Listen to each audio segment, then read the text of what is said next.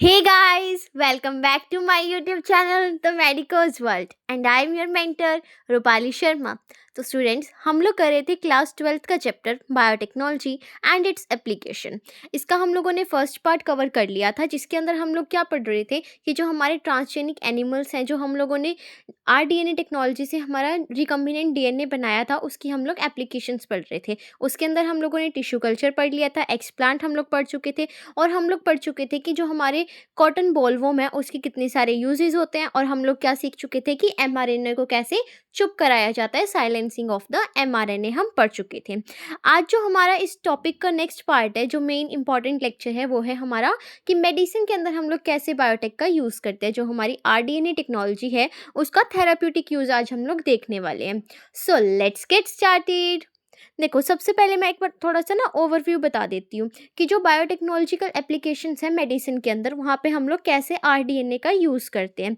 देखो, वैसे तो यहाँ पे ड्रग्स वगैरह बनाने के लिए यूज़ कर सकते हैं हम लोग, मेडिसिन वगैरह बनाने के लिए यूज़ कर सकते हैं, ये आप लोगों को पता होगा।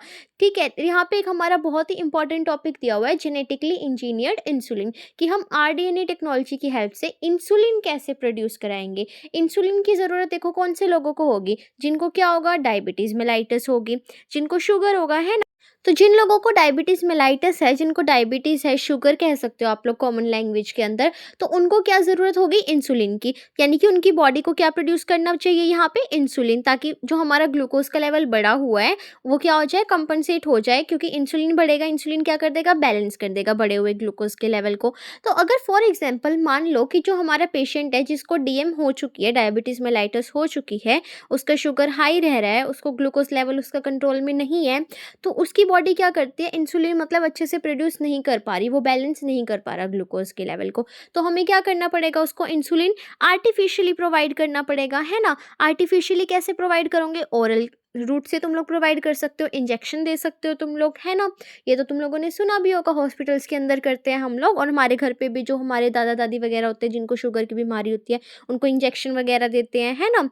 ऑरली इंसुलिन दिया जाता है। तो यहाँ पे हम लोगों ने आरडीएनए टेक्नोलॉजी का कैसे यूज़ किया इंसुलिन बनाने के लिए। तो देखो, हम लोग यहाँ पे क्या करते हैं, हम इंसुलिन प्रोड्यूस कराते हैं बैक्टीरिया से, जिसका नाम है ई कोलाई। एक बार थोड़ा ओवरव्यू दिखा देती हूँ मैं, रुको। देखो यहाँ पे क्या जो हमारा इंसुलिन होता है ना, इंसुलिन, वो हमारी बॉडी के अंदर प्रोएक्टिव फॉर्म में होता है। जैसे हमारे एंजाइम्स होते हैं, एंजाइम्स कैसे होते हैं, जब उनके ऊपर हमारा कोई हार्मोन एक्ट करता है या कोई बॉडी का टिश्यू ऐसा एक्ट करता है जिसकी वजह से वो क्या हो जाते हैं, एक्टिव फॉर्म में हो जाते हैं, कन्वर्ट मैच्योर हो जाते हैं, तभी वो अपना एक्शन परफॉर्म कर सकते हैं। तो जो हमारा इंसुलिन होता है वो भी हमारी बॉडी के अंदर प्रोएक्टिव फॉर्म के अंदर प्रेजेंट होता है। तो प्रोएक्टिव फॉर्म के अंदर इसके अंदर 3 चेन होती हैं। एक ये चेन जिसको हम लोग बोलेंगे ए चेन, ठीक है। सेकंड चेन हमारी होती है ये वाली, बी चेन, और थर्ड वाली हमारी होती है ये लंबी सी सी चेन, सी पेप्टाइड भी बोला जाता है।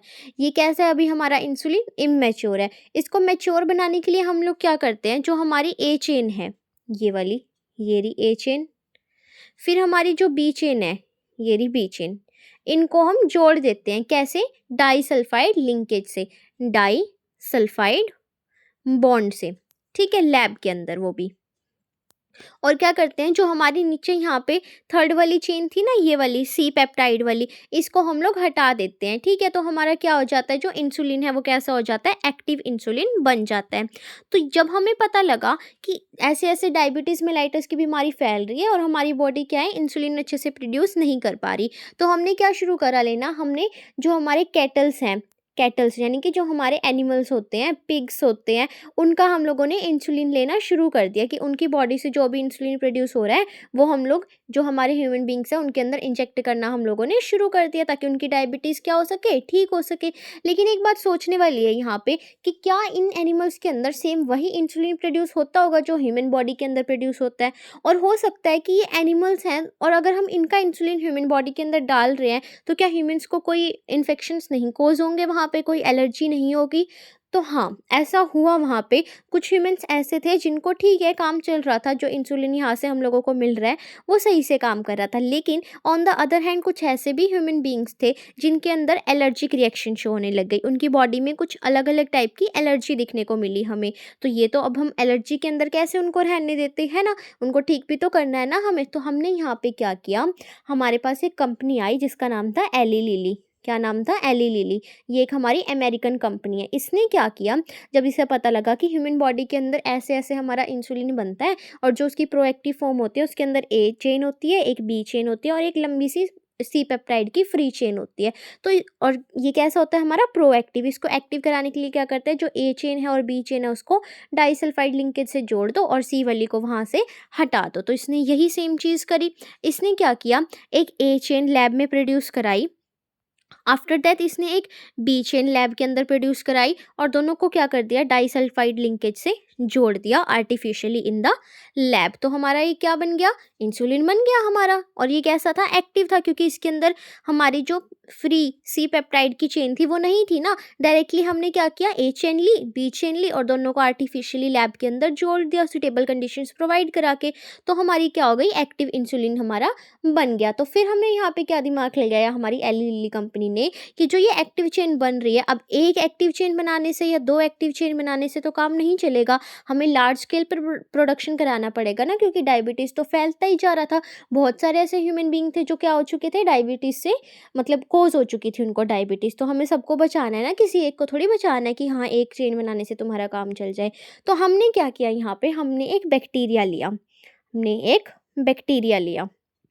कौन सा बैक्टीरिया, वही हमारा फेमस बैक्टीरिया ई कोलाई, जिसके अंदर सारे एक्सपेरिमेंट करते हो। इसका प्लाज्मिड लिया, निकाल लो बाहर प्लाज्मिड। प्लाज्मिड कैसे काम करेगा, एज अ वेक्टर काम करेगा। तो यहाँ पे क्या किया तुमने, जो तुमने यहाँ पे ये बनाई थी ना एक्टिव इंसुलिन की चेन लैब के अंदर, उसको इस प्लाज्मिड के साथ जोड़ दिया प्लस में एक्टिव इंसुलिन। और कहाँ डाल दिया इसको, इंसुलिन, समझ लो अभी। एक्टिव इंसुलिन प्लस में हमारा प्लाज्मिड जोड़ के क्या बन गया हमारा, यहाँ पे आरडीएनए बन चुका था, रिकम्बिनेंट डीएनए। और इसको कहाँ ट्रांसफ़र करा दिया हम लोगों ने, ट्रांसफ़र कर दिया हमारे ई कोलाई के अंदर, जो हमारा बैक्टीरिया हमने लिया था। और फिर जैसे जैसे हमारा प्लाज्मिड, जो ई कोलाई का प्लाज्मिड है, वो क्या कर रहा था, रेप्लिकेट कर रहा था, साथ में ही हमारी इंसुलिन की चेन भी रेप्लिकेट कर रही थी। और जब ये मैच्योर हो गई थी, मतलब रेप्लिकेट करती थी, हमें बहुत सारे लार्ज स्केल पे प्रोडक्शन मिल रही थी, तो हम क्या करते, वहाँ से ई कोलाई से क्या कर लेते, उसको आइसोलेट कर लेते हमारी जो इंसुलिन की चेन है, और किसके अंदर ट्रांसफ़र करा देते, ह्यूमन बींग्स के अंदर हम उनको डाल देते थे इंजेक्शन की हेल्प से। ठीक है, इस तरीके से हम लोग क्या कर रहे थे, इंसुलिन को प्रोड्यूस कर रहे थे। यही सब बताया हुआ है यहाँ पे। एक बार थ्योरी रीड कर लेते हैं।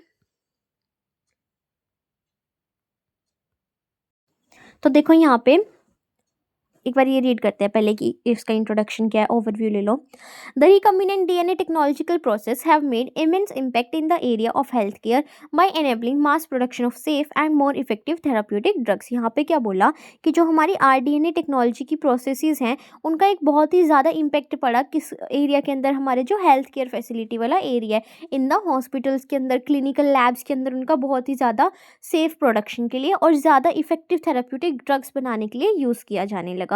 फर्दर जो हमारी रिकम्बिनेंट थेराप्यूटिक्स हैं do not induce unwanted immunological response as is common in the case of similar product isolated from non human sources. पहले हम लोग क्या करते थे, जब हमें आरडीएनए टेक्नोलॉजी के बारे में नहीं पढ़ा था, तो हम क्या करते थे, यहाँ पे हमारे जो नॉन ह्यूमन सोर्सेज हैं उनसे हम लोग कोई भी चीज़ एक्सट्रैक्ट कर लेते थे, जो हमारे ड्रग्स वगैरह हैं। लेकिन उनसे क्या हो रही थी, हमें अनवांटेड इम्यूनोलॉजिकल रिस्पॉन्स मिल रहे थे, एलर्जी कोज हो रही थी, इन्फेक्शंस कोज हो रहे थे। तो हमने क्या किया, आरडीएनए थेरेप्यूटिक्स बनाने शुरू कर दिए। यहाँ पे आरडीएनए के थ्रू हम लोग क्या बना रहे थे, ड्रग्स बनाना शुरू कर दिया हमने, जिसकी वजह से हमें कोई भी अनवांटेड रिस्पॉन्स देखने को नहीं मिला। वो अच्छी खासी हमारी प्रोसेस कंटिन्यू चलती रही। At present, about 30 recombinant therapeutic have been approved for human use the world over. In India, 12 of these are presently being marked. अब यहाँ पे क्या बोला, प्रेजेंट कंडीशंस के अंदर हमारे पास 30 रिकम्बिनेंट थेराप्यूटिक्स हैं जो ह्यूमन यूज़ के लिए हम लोग यूज़ करते हैं all over the world, all over the globe. और इंडिया के अंदर ऐसी 12 हमारी क्या हैं, रिकम्बिनेंट थेराप्यूटिक ड्रग्स हैं जिनका हम लोग प्रेजेंटली यूज़ करते हैं। फिर है हमारा जेनेटिकली इंजीनियर्ड इंसुलिन, की इंसुलिन को कैसे आरडीएनए टेक्नोलॉजी की हेल्प से हम लोगों ने एक्सट्रैक्ट किया, आइसोलेट किया। Management of adult onset diabetes is possible by taking insulin at regular time intervals. अब जो हमारी डायबिटीज़ है एडल्ट के अंदर जो ऑनसेट हो रहा है, रिस्क फैक्टर बन रहा है डायबिटीज़ का, उसको हम लोग कैसे ट्रीट कर सकते हैं, कैसे मैनेज करेंगे? Bye taking insulin. कैसे इंसुलिन लेना है? रेगुलर लेवल पे, मतलब ये नहीं कि एक दिन ले लिया फिर 4 दिन छोड़ दिया, उसको रोज़ पर्टिकुलर टाइम पे तुम लोगों को लेना है, टाइम इंटरवल पे। What would be a diabetic patient do if enough human insulin was not available? अब जो हमारे डायबिटिक पेशेंट है वो क्या करेंगे अगर उनकी बॉडी में इनफ जो इंसुलिन है वो प्रोड्यूस नहीं होगा? तो if you discuss this you would soon realise, तो अगर आप इसके बारे में सोचोगे तो आपको जल्दी ही रियलाइज होगा क्या, कि one would have to isolate and use insulin from other animal, कि अगर हमारी बॉडी प्रोड्यूस नहीं कर रही और हमें उस चीज़ की ज़रूरत है तो हम क्या करेंगे, उसको दूसरे एनिमल से लेने की कोशिश करेंगे जहाँ से भी वो हमें अवेलेबल होगा। Would the insulin isolated from other animal be just as effective as that secreted by the human body itself? And would it not elicit an immune response in the human body? यहाँ पे बोला कि तुम लोग ये भी सोचो कि चलो ठीक है, तुम्हें चाहिए था इंसुलिन, तुमने दूसरे एनिमल से ले लिया, तो क्या जो तुम्हारी बॉडी के अंदर इंसुलिन बन रहा था और जो तुम एनिमल से ले रहे हो, दोनों सिमिलर होंगे? वो क्या दोनों का सेम इफेक्ट प्रोड्यूस होगा? कि जितना तुम्हारी बॉडी वाला इफेक्टिव था, जितना असरदार वो था, क्या जो एनिमल से ले रहे हो वो भी इतना ही इफेक्ट डालेगा, वो तुम्हें पूरी तरीके से ठीक कर पाएगा? और क्या तुमने जो एनिमल से लिया वो इम्यून रिस्पॉन्स शो नहीं करेगा, एलर्जिक रिएक्शन नहीं तुम्हारी बॉडी में कोज करेगा, इन्फेक्शन कोज नहीं करेगा तुम लोगों को?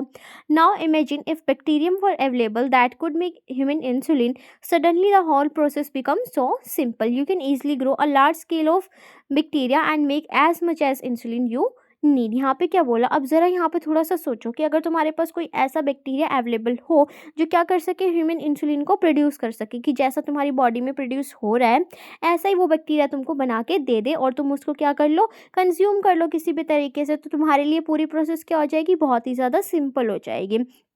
तुम्हें सिर्फ क्या करना पड़ेगा यहाँ पे, कि उस बैक्टीरिया के अंदर लार्ज क्वांटिटी में इंसुलिन को ग्रो कराना पड़ेगा और तुम्हें क्या मिल जाएगा, जितना इंसुलिन चाहिए तुम उतना ले सकते हो। Think about whether insulin can be orally administered to diabetic people और नॉट, एंड वाई। तो क्या अब तुम्हें जो इंसुलिन मिलेगा तुम उसको ऑरली ले सकते हो, डायबिटिक पेशेंट मतलब ले सकते हैं या नहीं, ऐसा क्यों होगा? Insulin use for diabetes was earlier extracted from the pancreas of slaughtered cattle and pigs. मैंने बताया पहले, तुम लोग जब आरडीएनए टेक्नोलॉजी के बारे में हमें नहीं पता था पुराने टाइम में, तो हम लोग इंसुलिन कैसे मिलता था हम लोगों को, जो हमारे कैटल और पिग है उनके पेनक्रियास से। Insulin from an animal source do caused some patient to develop allergy होने लग गई, जिसकी वजह से और other type of reaction to the foreign protein हमें शो होने लगी, हमारी बॉडी ने अच्छा रिस्पॉन्स नहीं दिया, एलर्जी वगैरह कोज हो गई, इन्फेक्शन हो गए हम लोगों को। Insulin consist of 2 short polypeptide chain. अब इंसुलिन के अंदर 2 हमारी छोटी छोटी पॉलीपेप्टाइड की चेन थी, पॉलीपेप्टाइड मतलब प्रोटीन की चेन थी, क्योंकि इंसुलिन हमारा प्रोटीन है ना। कौन सी चेन थी, chain A and chain B, जो लिंक थी डाइसल्फाइड ब्रिज से। देखो यहाँ पे दिखाया भी हुआ है, ये रहा हमारा, ये हमारी स्काई ब्लू वाली कौन सी है, ए पेप्टाइड, और ग्रीन वाली हमारी बी पेप्टाइड, और ये लंबी सी हमारी फ्री सी पेप्टाइड चेन। तो यहाँ पे क्या करा हम लोगों ने, ए और बी को क्या कर दिया, जोड़ दिया, सी वाले को हटा दो, तो क्या बन जाएगा तुम लोगों का, एक्टिव बन जाएगा, मैच्योरेशन हो जाएगी इंसुलिन की। In mammals including humans insulin is synthesised as a pro hormone की तरह, जैसे तुम्हारा प्रो एंजाइम होता है जिसको क्या चाहिए, एक फुल्ली मैच्योर और फंक्शनल हार्मोन बनने के लिए कुछ प्रोसेस से गुजरना पड़ेगा। और इसके अंदर क्या थी, एक एक्स्ट्रा स्ट्रेच था तुम्हारा, जिसको तुम लोगों ने सी पेप्टाइड बोला था, एक्स्ट्रा चेन थी जो तुम्हारी। अब जो ये सी पेप्टाइड थी ये प्रेजेंट नहीं होती किसके अंदर, मैच्योर इंसुलिन के अंदर।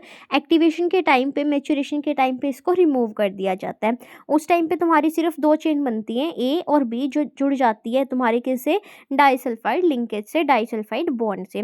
जो मेन चैलेंज है अब production of insulin using rDNA technology, वो क्या था, कि इन दोनों को असेंबल करना इनटू ए मैच्योर फॉर्म, कि तुम लोग चलो बनाने को तो किसी में भी बना लो इंसुलिन, लेकिन इन दोनों को जोड़ना और इसको बीच में से हटाना, जो तुम्हारे रास्ते का कांटा है, क्या ये तुम्हारा सी पेप्टाइड, इसको हटाना और इन दोनों को क्लोज लाना डाइसल्फाइड की हेल्प से। यही तुम्हारा आरडीएनए टेक्निक का क्या था, मेन मोटो था, यही तुम लोगों को करना था। अगर तुम ये करने में क्या हो गए, सक्सेसफुल हो गए, तो इट मीन्स तुम लोग इंसुलिन करेक्टली बना चुके हो, तुम अब उसे इंजेक्ट कर सकते हो। लेकिन अगर तुम लोगों ने क्या किया, रास्ते के कांटे को ही नहीं हटाया बीच में से, इन दोनों को क्लोज ही नहीं लाए तुम लोग, तो तुम कैसे इंसुलिन कहोगे कि हाँ भाई हमने बना लिया, तुम हमारी दवाई ले सकते हो, नहीं ना।